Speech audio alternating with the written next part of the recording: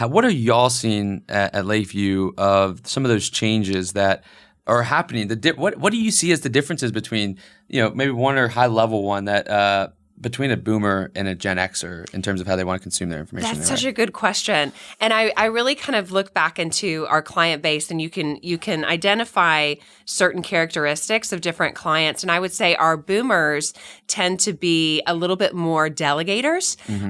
They tend to, they're very accustomed to hiring somebody, it's all built on that trust relationship to me, no matter which generation you're working with.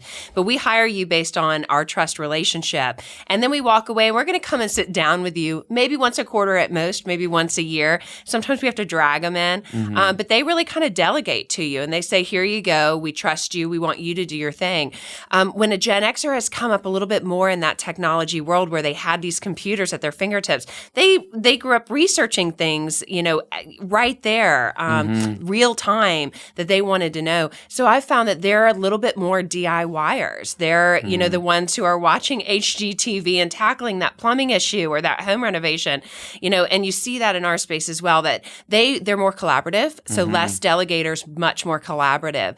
And part of what you have to do, I think, to serve that community is back it up with some real-time experiences as a client. So we're looking at a lot more integrated softwares that provide things in one view, maybe via an app, ideally, where they can see how's their financial plan doing, what's the performance been in their investment accounts, and what are their balances, how much risk are they taking in their portfolio. You want to see all these things in one screenshot. So we're finding that as opposed to them having to go and research the information themselves, they also want, and they'll probably do that anyways, but they really want us to provide easy access snapshots of what's going on so that they can look at it anytime. And they can dive into it. They can look at it and tweak it however they want and answer any questions that they want, or just derive questions that they want to have.